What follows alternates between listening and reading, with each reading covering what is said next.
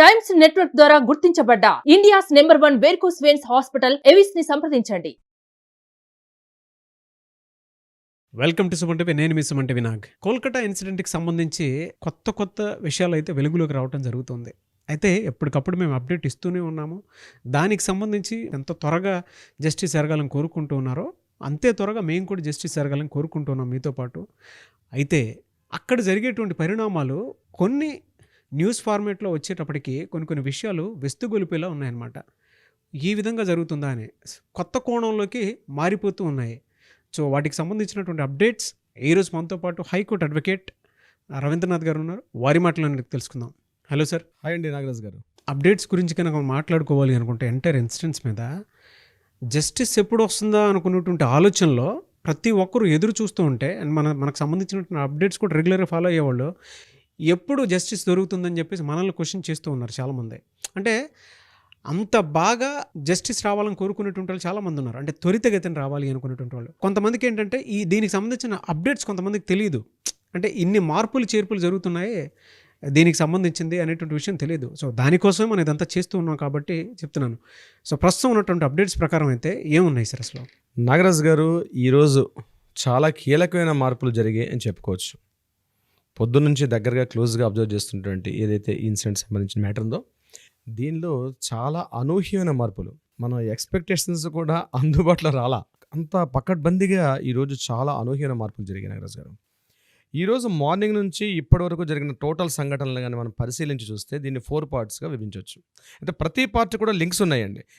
దానికి విడిగా చూడడానికి అవకాశం లేదు. ఇక్కడ ప్రతి సంఘటన కూడా లింక్స్ ఉన్నాయి. ఇలా ఎందుకు జరిగింది, అలా ఎందుకు జరిగింది, ఆ సంఘటనకి ఈ సంఘటన లింక్ ఉంటుంది, ఈ సంఘటనకి ఆ సంఘటన లింక్ ఉంటుంది. సో ప్రతి సంఘటన కూడా నాకు తోచినంత వరకు మేరకు వివరించే ప్రయత్నం చేస్తాను. స్టడీ చేయడం కూడా చాలా లాంగ్ పడుతుంది నాగరాజ్ గారు అందించే ప్రయత్నంలో కూడా.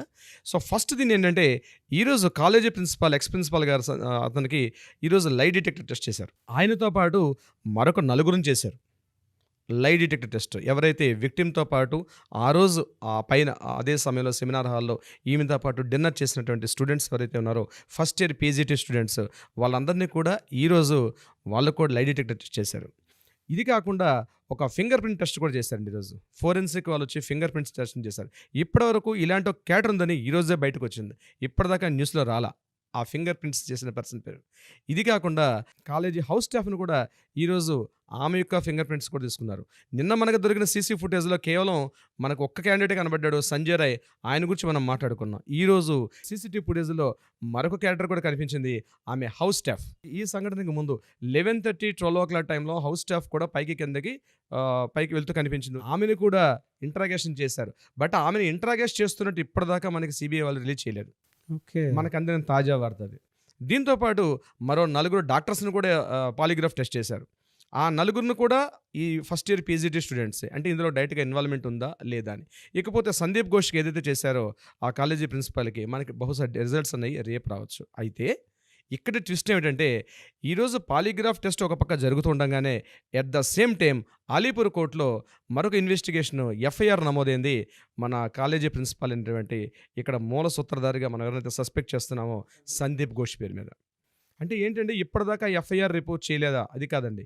ఈరోజు జరిగిన రిపోర్ట్ ఏంటంటే, నిన్నటి వరకు ముర్షిదాబాద్ డిప్యూటీ సూపరింటెండెంట్గా ఉన్నటువంటి అఖ్తర్ అలీ ఒక కొత్తగా అలిగేషన్స్ పెట్టాడు. మీడియాలో వచ్చి కూర్చొని కంటిన్యూగా చేశాడు. At the same time CBI office కూడా వెళ్ళి తన డైరెక్ట్ ఇన్వాల్వ్మెంట్తో ఒక ప్లే కూడా పెట్టాడు ఒక 32 క్వశ్చనర్ ఫామ్స్ మీద. 2023 జూలైలో ఏదైతే అప్లికేషన్స్ పెట్టాడో అప్పుడు విజిలెన్స్ డిపార్ట్మెంట్స్ తీసుకోలేదు. సందీప్ ఘోష్ చాలా అప్లికేషన్స్ కలిగి ఉన్న వ్యక్తి అని చెప్పి ఎప్పుడైతే అతను పెట్టాడో దాన్ని పరిగణలో తీసుకొని ఈరోజు సిబిఐ వాళ్ళు అతని మీద ఎఫ్ఐఆర్ నమోదు చేశారు. దేనికి సంబంధించి అంటే, అతను చూస్తున్నటువంటి 2023లో ఏదైతే డ్యూటీలు చేయండి అప్పటి నుంచి ఇప్పటి వరకు ఆయన చేసిన ఎంటైర్ కాలేజీలో డిపార్ట్మెంట్లో చేసినటువంటి ఈ అక్రమాలు, ఎంటైర్ కాలేజీలో అక్రమాలు అంటే హ్యూమన్ ట్రాఫికింగ్ కానీ, అవయవాల దీనిలో కావచ్చు, లేకపోతే గ్లౌస్ నుంచి కాలేజీకి సంబంధించిన ప్రతి గ్లౌస్ అమ్ముకోవడం దగ్గర నుంచి కోట్ల రూపాయల నిధులు దుర్వినియోగం జరిగాయి అన్న విషయం మీద ఎఫ్ఐఆర్ నమోదు చేశారు. ఇక్కడ ట్విస్ట్ ఏంటంటే, నిన్నటి వరకు ఎఫ్ఐఆర్ నమోదు చేయని సిబిఐ వాళ్ళు ఈరోజే ఎందుకు చేశారు అన్న విషయంలోకి వెళ్ళినట్లయితే, దీనికి ఇంటర్లింక్ పేరెంట్స్ అండ్ స్టూడెంట్స్, ఈ విక్టిమ్ తాలూకా college students, first year PGT స్టూడెంట్స్తో పాటు మిగిలిన వాళ్ళందరూ పెట్టినటువంటి కొన్ని కంటిన్యూగా సిబిఐ ఆఫీస్ ముందు ధర్నా చేశారు. ఏమని ధర్నా చేశారంటే, ఇదేదైతే ఇక్కడ ఇంట్రాగేషన్ జరుగుతుందో సిబిఐ ఆఫీస్ వాళ్ళు, సిబిఐ వాళ్ళు చేస్తున్న ఇంట్రాగేషన్ కరెక్ట్ కాదు. దీనిలో అసలైనటువంటి వ్యక్తులు చాలామంది దాగి ఉన్నారు. చాలామంది పెద్ద పెద్ద వ్యక్తులు ఇందులో దాగి ఉన్నారు. వీటిని ఆల్రెడీ సిబిఐకి ఇంట్రాగేషన్‌కి వెళ్ళడానికి పూర్వమే, అంటే స్టేట్ పోలీస్ డిపార్ట్మెంట్ ఎప్పుడైతే సంఘటనా స్థలాన్ని సీన్ ఆఫ్ ఎవిడెన్స్ అంటాం కదా, ఆ సీన్ ఎప్పుడైతే క్యాప్చర్ చేశారో అప్పుడే ఈ ఎవిడెన్స్ అన్నిటిని కూడా రూపుమాపేశారు అని చెప్పడం జరుగుతుంది. అప్పుడే అసలైనటువంటి సాక్ష్యాలన్నీ కూడా తారుమారైపోయాయి. ముఖ్యంగా ఇందులో కీలకమైనటువంటి వ్యక్తి మన విక్టిమ్ ఎవరైతే ఉన్నారో ఆ అమ్మాయి తాలూకా అసలైన మొబైల్ ఫోన్. ఆ మొబైల్ ఫోన్ అన్నది సిబిఐ వాళ్ళు ఆఫ్టర్ 5 days హ్యాండ్ ఓవర్ చేశారు. స్టేట్ పోలీస్ వాళ్ళు హ్యాండ్ ఓవర్ చేశారా, చెయ్యలేదా అన్న విషయం సిబిఐ వాళ్ళు ఇప్పటికి కూడా రిలీజ్ చేయట్లేదు. పబ్లిక్లో కూడా as we already collector mobile phone. ఎందుకు మొబైల్ ఫోన్ ఎంత ఇంపార్టెంట్ అయింది అంటే, ఇవన్నీ ఇంటర్లింక్స్ అని మీకు ముందే చెప్పాను. ఎందుకు మొబైల్ ఫోన్ కీలకం అంటే, ఈ విక్టిమ్గా మనం చెప్పుకున్నటువంటి మన ఈ అమ్మాయి గడిచిన 1 week నుంచి హెవీ స్ట్రెస్కి లోనైంది. ఏదో వర్క్ స్ట్రెస్ బాగా లోనైంది. ఏదో తెలియకూడని విషయాలు ఆ అమ్మాయికి తెలిసాయి. ఆ తెలిసిన విషయాల్ని మొబైల్లో స్టోర్ చేసుకుంది అమ్మాయి. ఒక డైరీ కూడా రాసింది. ఆ డైరీలో కూడా చాలా ఇంపార్టెంట్ నోట్స్ అని ఉన్నాయి. డైరీని కలెక్ట్ చేసుకున్నారు, మొబైల్ ఫోన్ కూడా కలెక్ట్ చేసుకున్నారు.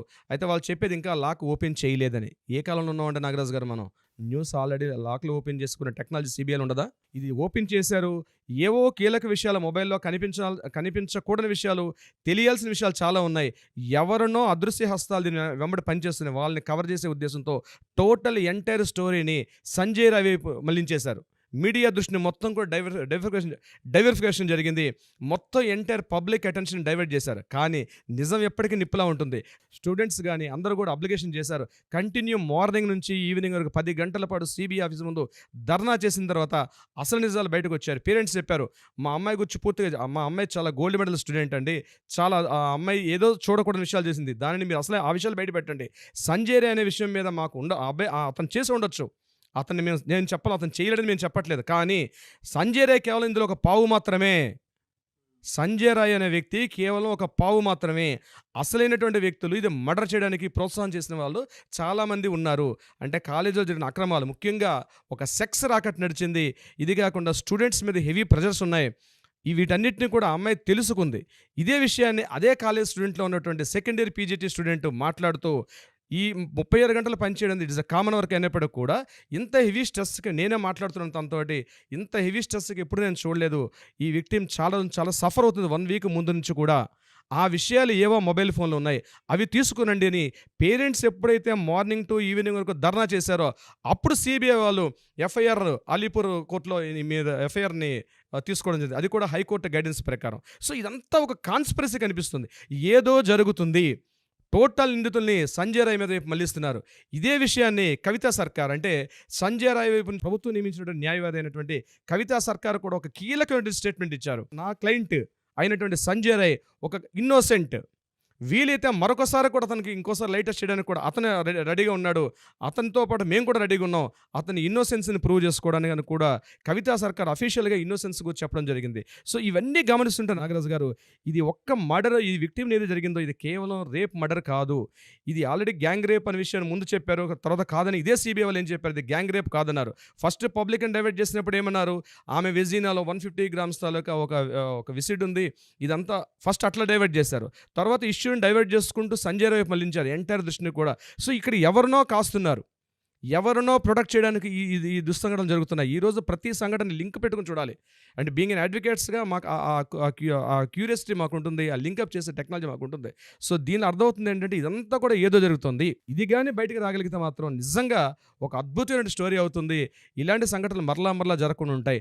ఆర్జేకర్ మెడికల్ కాలేజ్ అంటేనే పెట్టింది పేరు ఇట్లాంటి అక్రమాలకు తావున్నటువంటి వ్యక్తి. ముఖ్యంగా మనం అబ్జర్వ్ చేయాల్సింది, ముందు రోజు రిజైన్ చేశాడు, ఇమీడియట్గా సంఘటన జరగగానే రిజైన్ చేశాడు. అతనికి ఇమీడియట్గా మరో పోస్టులోకి కీ పోస్ట్ పంపించినటువంటి కొన్ని అదృశ్య శక్తులు ఉన్నాయి. ఎప్పుడైతే రిజైన్ చేశాడో అక్కడ ఆ ఒక్క ఆధారం చాలండి. ఆ ఒక్క ఆధారం దేనికో దారితీస్తుంది. సో ఈ సంఘటనలో నాగరాజు గారు అనేక అనుమానాలు తావిస్తున్నాయి. ఒకటి, ఎక్స్ ప్రిన్సిపాల్ హెడ్ని సందీప్ ఘోష్కి 1 year బ్యాక్ అతని బర్త్డే విషెస్ చెప్తూ మమతా బెనర్జీ డైరెక్ట్గా లెటర్ రాయడం, అదొక కీ పాయింట్గా తీసుకోవాల్సిన అవసరం ఉంది. నెంబర్ 2, ఎప్పుడైతే రిజిగ్నేషన్ ఇచ్చేశారో ఇమ్మీడియట్గా మరో ప్లేస్లో పోస్టింగ్ పెట్టడం, ఇది కాకుండా ఎవరైతే సంజయ్ రాయ్ మదర్ ఉందో సేమ్ స్టేట్మెంట్ రిలీజ్ చేశారు. ఇక్కడ సంజయ్ రాయ్ ఏ స్టేట్మెంట్ రిలీజ్ చేశాడో, ఈరోజు కవితా సర్కార్ ఏ స్టేట్మెంట్ రిలీజ్ చేసిందో సేమ్ స్టేట్మెంట్ మదర్ కూడా రిలీజ్ చేశారు. మా అబ్బాయి కేవలం ఇందులో ఒక పావు మాత్రమే, అసలైన దోషులు ఉన్నారు, వాళ్ళని పట్టుకుంటే నిజాలు బయటకు వస్తాయని చెప్పడం వాళ్ళ మదర్ కూడా ఇచ్చిన స్టేట్మెంట్. ఇది కాకుండా మమతా బెనర్జీ ఒక రాష్ట్ర ముఖ్యమంత్రిగా, వైద్యారోగ్య శాఖ మంత్రిగా ఉంటూ కూడా ర్యాలీ తీయడం, చరిత్రలో ఎక్కడ లేని విషయం, ర్యాలీ తీసి ధర్నాలు చేయడం. హోమ్ మినిస్టర్ ఉండి ఒక వైద్యారోగ్య శాఖ మంత్రిగా ఉండే ర్యాలీ ధర్నా చేస్తూ కూడా ఒక స్టేట్మెంట్ ఇచ్చారు ఆవిడ. ఎంత తొందరగా వీలైతే అంత తొందరగా ఈ కేసుని క్లోజ్ చేయండి, ఫాస్ట్ ట్రాక్ కోర్ట్స్ని పెట్టండి, 15 రోజులుగా కంప్లీట్ చేసేయండి, సంజయ్ రాయ్ని వారం రోజులాగా నెక్స్ట్ సండేలోగా ఉరి తీసేయాలి అని ఒక స్టేట్మెంట్ ఇచ్చారు. ఈ స్టేట్మెంట్స్ అన్నీ మనం లింకప్ చేయాలి నాగరాజు గారు, అప్పుడే అసలైనటువంటి విషయాలు బయటకు వస్తాయి.